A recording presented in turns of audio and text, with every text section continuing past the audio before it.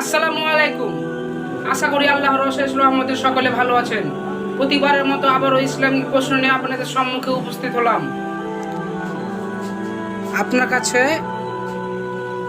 আমরা ইসলামিক প্রশ্ন নিয়ে উপস্থিত হয়েছি। নারীদের মধ্যে সর্বপ্রথম জান্নাতবাসী কে হবেন?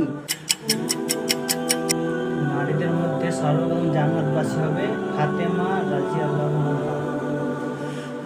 মাশাআল্লাহ।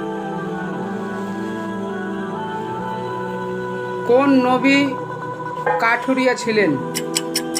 জাকারিয়া আলাইহিস সালাম। কোন লোক কাফের অবস্থায় পবিত্র কোরআন মুখস্থ করেছিলেন? উমার বিন সালাম। মাশাআল্লাহ, এই উত্তরটিও সঠিক দিয়েছেন।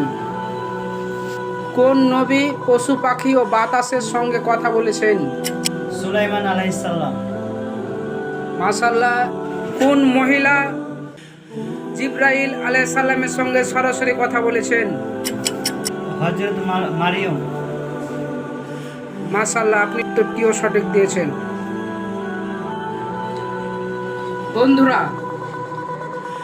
ইসলামিক ছোট ছোট প্রশ্নের উত্তর জানতে আমাদের চ্যানেল সাবস্ক্রাইব করবেন এবং ফেসবুক থেকে দেখলে অবশ্যই ফলো করে পাশে থাকবেন। ধন্যবাদ।